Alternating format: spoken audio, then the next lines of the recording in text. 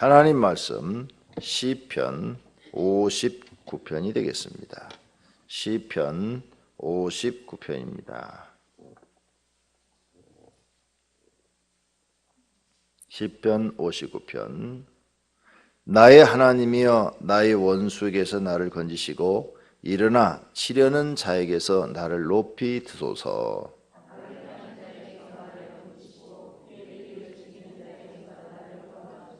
그들이 나의 생명을 해하려고 엎드려 기다리고 강한 자들이 모여 나를 치려하오니 여호와여 이는 나의 잘못으로 말미암음이 아니요 나의 죄로 말미암음도 아니로소이다.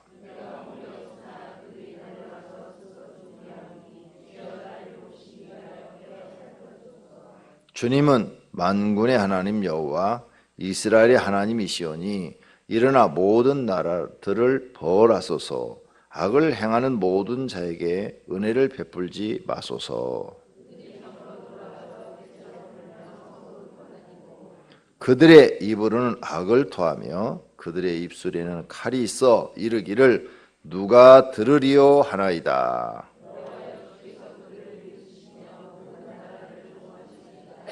하나님은 나의 요새이시니 그의 힘으로 말미암아 내가 주를 바라리이다.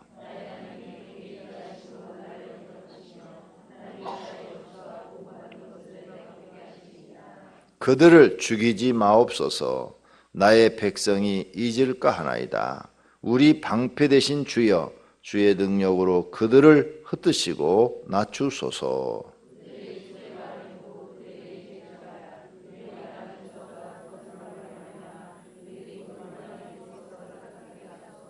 진노하심으로 소멸하시되 없어지기까지 소멸하사 하나님이 야곱 중에서 다스리심을 땅 끝까지 알게 하소서.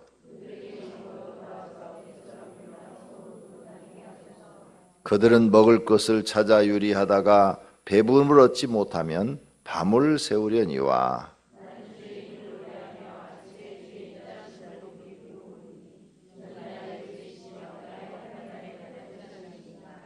나의 힘이시여 내가 주께 찬송하오리니 하나님은 나의 요새시며 나를 긍휼히 여기시는 하나님이심이다. 아멘.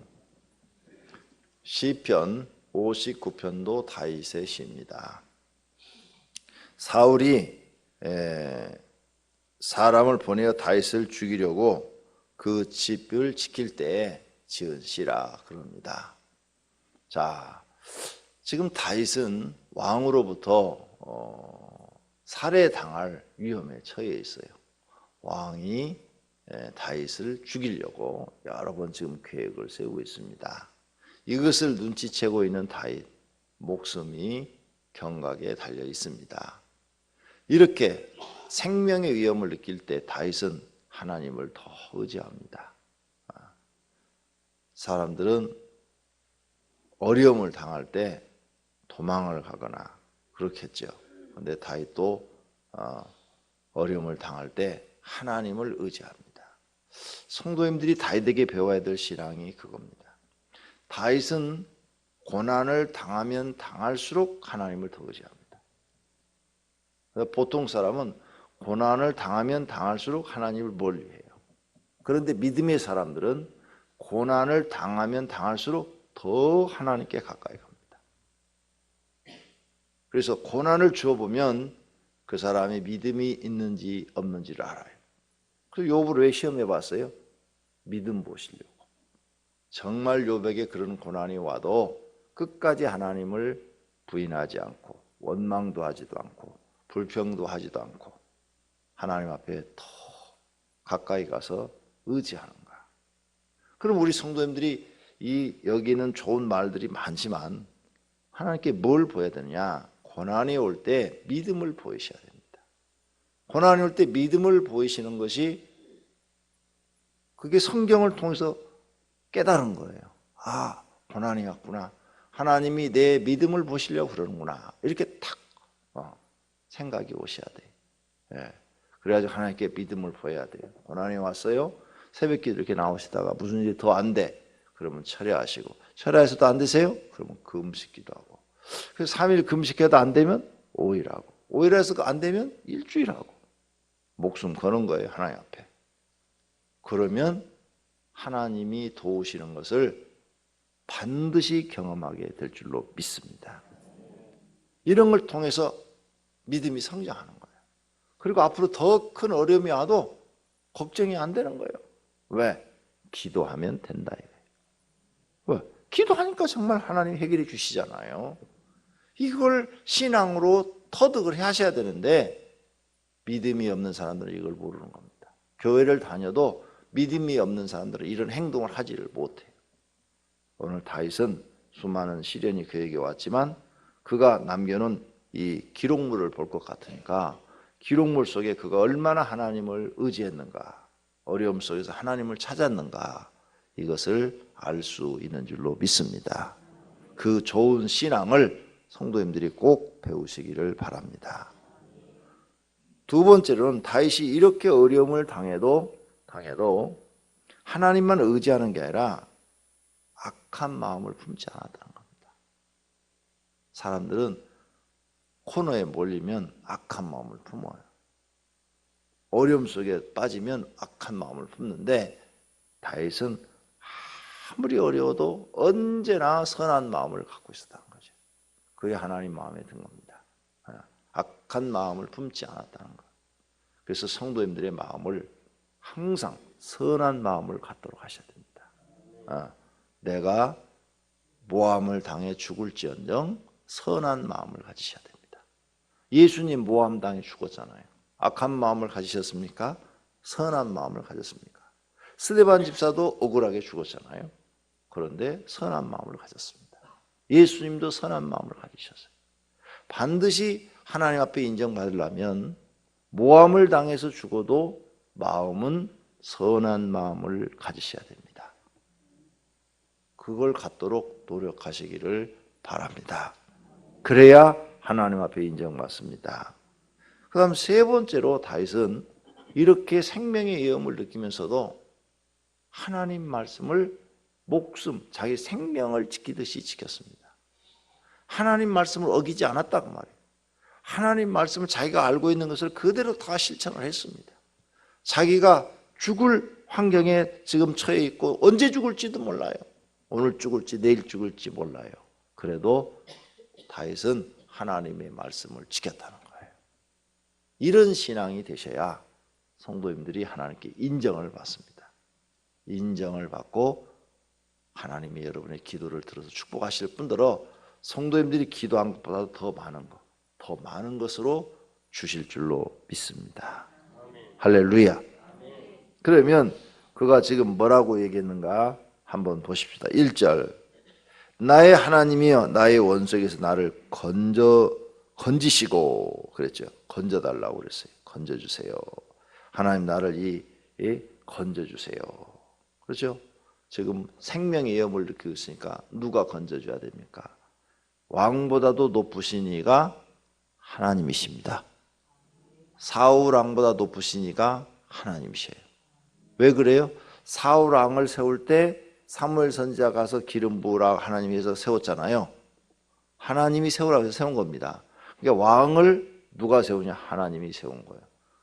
다윗도 사무엘에게 하나님이 임하셔서 다윗에게 가서 기름 부으라 그래서 기름 부어서 나중에 왕이 되잖아요.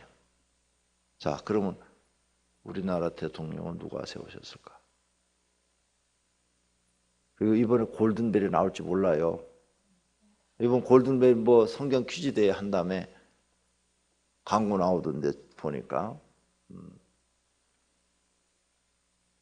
우리나라 대통령은 누가 세웠을까요? 국민이 세웠어요? 아니면 정치인들이 세웠어요? 그것도 하나님이 세운 겁니다. 그러면 이제 골든볼 두 번째 문제.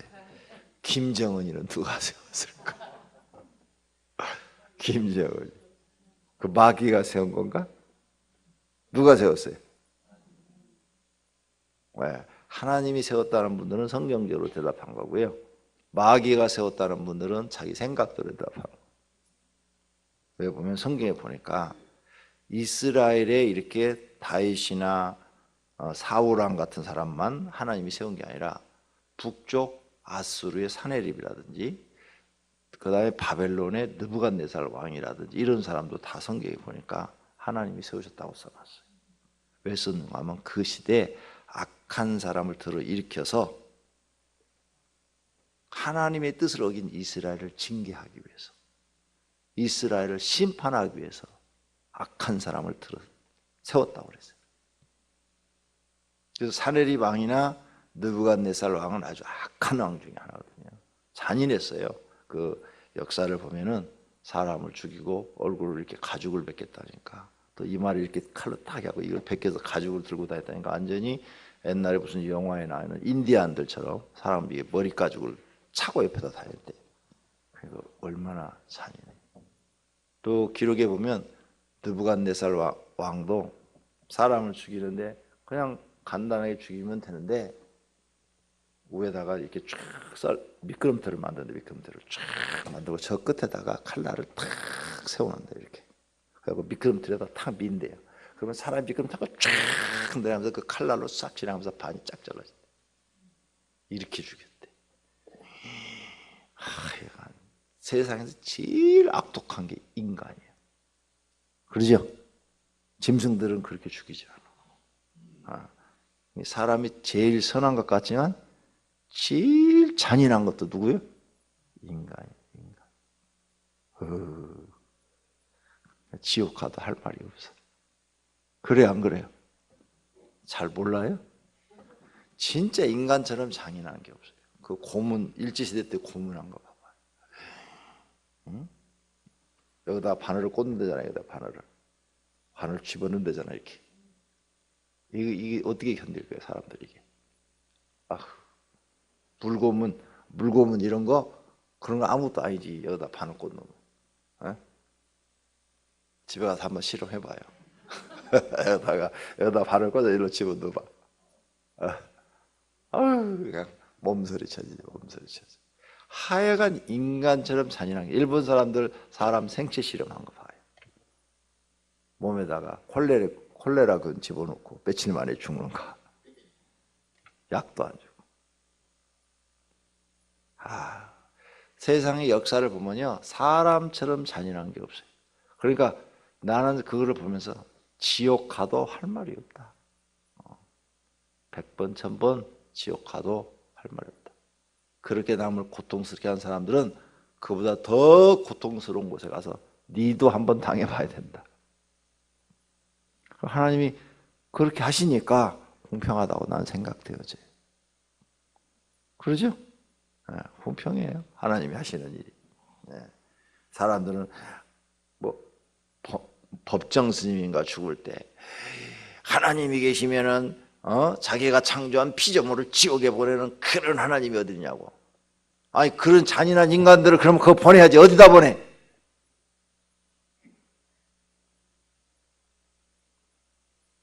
저 북한에 지금 김정일도 얼마나 사람을 죽이고 있는데, 그것도 아주 잔인하게 정치 수용소에 뭐 20만 명이나 가서 있는데, 거기 정치 수용소에서 나와가지고 탈북한 여자들, 그 북한 여자들 이렇게 나와서 방송하는 걸 이렇게 들어보니까 그 사람 살 곳이 못 되더구만요.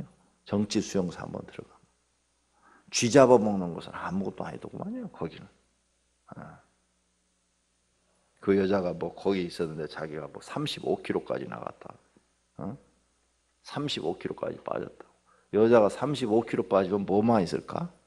여기 35kg 한번 손 들어봐요.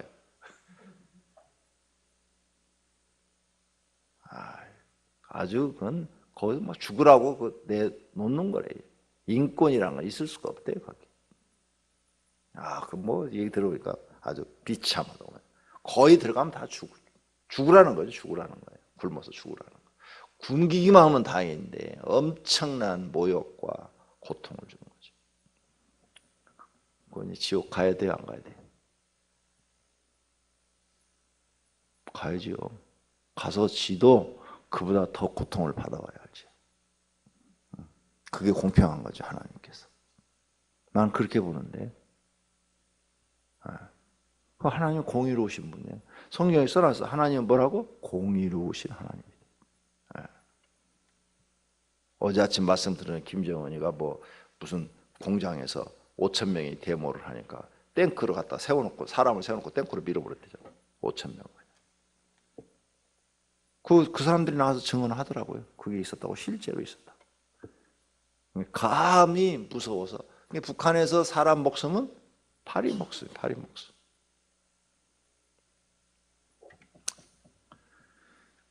하나님이 하시는 일은 그래서 다 옳답니다. 성경을 읽을 때 하나님이 하시는 일은 다 옳다.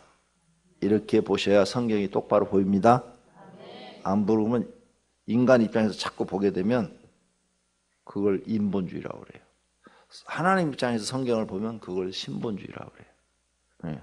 신이 왜 이렇게 하실 수밖에 없는가? 그걸 이해를 하셔야 돼요. 어떤 사람들은 하나님을 잘 모르니까 말을 막 하는데 그것도 하나님께 원망이고 불평이고 결국은 망하는 거예요. 그러니까 저런 악한 자를 왜 북한에 저렇게 놔둬가지고 우리를 이렇게 괴롭히느냐. 역사를 보셔야 돼요. 역사. 우리나라가요, 복음이 잘 증가돼서 평양이 제일 복음화됐답니다. 일제시대 때. 그래서 평양의 인구의 50%가 기독교인이었답니다. 그래서 주일날 다 문을 닫았대요. 역사를 제가 공부를 해보니까 50%가 기독교인. 우리나라 지금 남쪽에도 50%가 기독교인 동네가 있는데 어딘 줄 아세요? 인구의 50%가 기독교인이에요. 그거 어딘 줄 아시냐고. 이렇게 모르시는 게 많으면 어떡해요? 평양 안 가르쳐줘 나도. 평양의 50%가 기독교인 돼갖고 주일날 다 문을 닫아버리고 있고 예수 믿는 사람들이 물건을 안 사잖아요. 그러니까 불신자들도 장사가 안 되는 거예요. 장사가 안 되니까 다 문 닫았대요. 그래서 평양시는 정말 예루살렘처럼 하나님을 잘 믿는 그러한 도시였답니다. 그런데 신사참배 결의를 어디서 했느냐? 평양 산정연교회에서 한 거예요. 누가 목사님들이 일본 순사들이 회의하는 데 들어와가지고 원래 못 들어오거든요. 일본 순사는 교회법으로는 들어올 수가 없어요. 거기는 총대들만, 즉 세상으로 말하는 대의원들만 들어올 수 있는 것이죠. 대의원들만 들어와서 투표를 해야 되는데 일본 순사들이 옆에 이렇게 앉아가지고 너 빨리 말을 해. 안 하면 죽일 거야. 잡아갈 거야. 잡아가면 막 고문하니까 엄청난 고문을 하니까 죽음이 무서워가지고 발언을 해가지고 신사참배 결의를 한 거예요. 그래가지고 모든 교회에 공문을 보낸 거죠. 신사참배는 우상숭배가 아니고 일본 천황한테 아침에 인사드리는 것이다. 신사, 지금 저 참배하는 것 지금 그 일본의 수상이 거기 가니까 난리가 나죠. 우리나라하고 중국에서. 그런 걸 아침마다 하라는 거예요. 아침마다 눈 뜨자마자 일본 쪽을 향해서. 그래서 보수적인 신앙을 가진 사람들은 그건 우상이다. 절대 할 수 없다고 목숨 걸고 주기철 목사 간 사람은 감옥에서 죽고, 주기철 목사만 죽은 게 아니라 그 후에 수백 명의 목사들이 가서 죽은 거예요. 순교를 당한 거죠. 그런데 신사 참배했다는 사람들은 다 살려준 거예요. 그 죄를 어디서 졌다고요? 결의를 평양에서 했다고요. 평양에서. 그래서 평양에서부터 그게 퍼져나간 거예요. 그래갖고 이 남쪽까지 다 내려와가지고 신사 참배를 하도록 한 거예요. 하나님이 평양을 그냥 놔두었어요. 그래서 평양을 공산주의한테 주어버렸어요. 묘하죠? 평양만 딱 떨어지게 주어버리고 반을 딱 갈라서 남쪽은 이렇게 교회가 많지 않았어요. 근데 신사 참배하지 않은 한 목사들이 이제 남쪽으로 내려와서 6.25 전쟁 때 내려와가지고 남쪽에다 교회를 세워서 남쪽에 이렇게 교회가 살고 북쪽 교회는 싹 없애버리신 거예요. 한경지 목사님도 신사 참배했어요. 내가 그냥 하는 말이 아니고 기독교 백서 책에 보면 지금 다 나와 있어. 책에.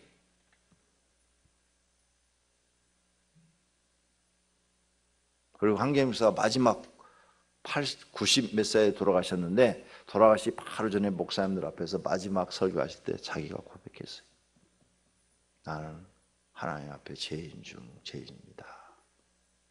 나는 신사참배한 목사입니다. 회개, 오래전에 회개했지만 그게 마음에 항상 걸립니다. 다른 어떤 죄보다도 하나님이 크게 여기는 죄죠. 목숨 걸지 못한 거죠.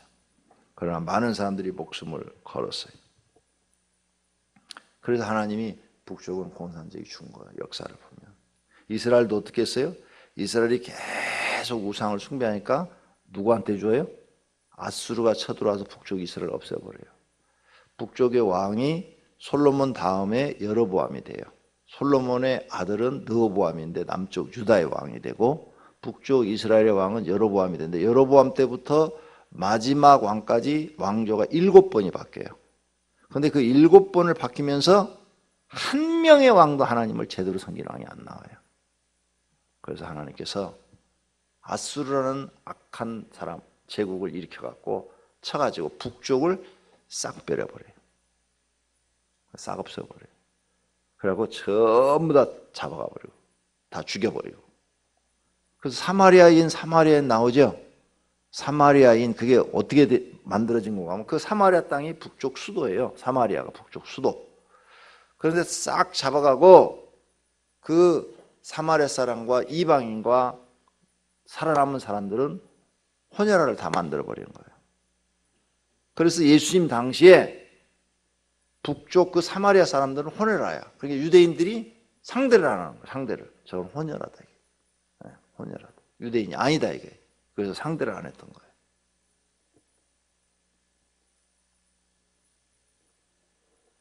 자, 이렇게 역사를 보니까 성경 말씀이 다 맞아. 악한 왕도 그 시대에 그래. 그리고 히틀러 역사 중에서 제일 악질이죠. 악질. 사람을 잡아다가 독가스실에 집어넣고 그걸 녹여갖고 비누를 만들어서 했대잖아요. 하여간 잔인한 게 인간이라니까. 역사를 보면 이건 인간이요. 이건 짝짝 찢어 죽여도 분이 안 풀려. 어떻게 사람을 죽여갖고 비누를 만들어.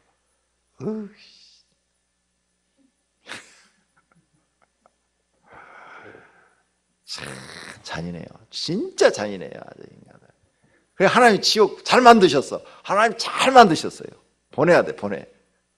그냥. 그 히틀러를 왜 그렇게 했죠? 그런 악한 왕을 왜 만들어놨죠? 왜? 예수님 십자가에 죽인 벌이요. 그 빌라도가 나는 저 사람이 죄가 없는데 너네가 죽이라고 그랬으니까 난 죄가 없다. 난 씻는다고 세수대에다 손을 씻었지요. 그랬더니 그들이 뭐라고 그랬어요? 자기들한테 돌리라고 그랬어요. 우리들한테 돌리소서. 유대인들이. 모함을 한 거지 예수님. 그 피값이 그 후손에게 그대로 임한 거. 600만 명이 확살당했다고 그러잖아요. 얼마나 무서운가 보세요. 그러니까 우리 정신 차려야 돼. 정신 바짝 차리고 성경 공부 열심히 하고 다윗처럼 신앙생활 하시기를 바랍니다. 네. 자, 이렇게 다윗이 어려움을 당하면서 마지막 16절 나는 주의 힘을 노래하며 아침에 주의 인자하심을 높이 부르니 주는 나의 요새시며 나의 환난 날이 있어 피난처이심이라. 17절 나의 힘이시여 내가 주께 찬송하오리니 하나님은 나의 요새시며 나의 긍휼히 여기시는 하나님이십니다. 지금 힘들고 어려우세요? 오늘 아침에 기도 이런 마음으로 하세요. 하나님은 다른 거 안 해도 돼요. 다른 뭐 도와주세요, 뭐 돈 주세요 이런 거 안 해도 돼요. 하나님은 나의 힘이십니다. 하나님은 나의 요새이십니다. 하나님은 나의 환난 날의 피난처이십니다. 하나님은 나의 생명이십니다. 왜? 내가 죽고 사는 게 하나님께 달려 있으니까 나의 생명이십니다. 하나님은 나의 능력이십니다. 하나님은 나의 구원자이십니다.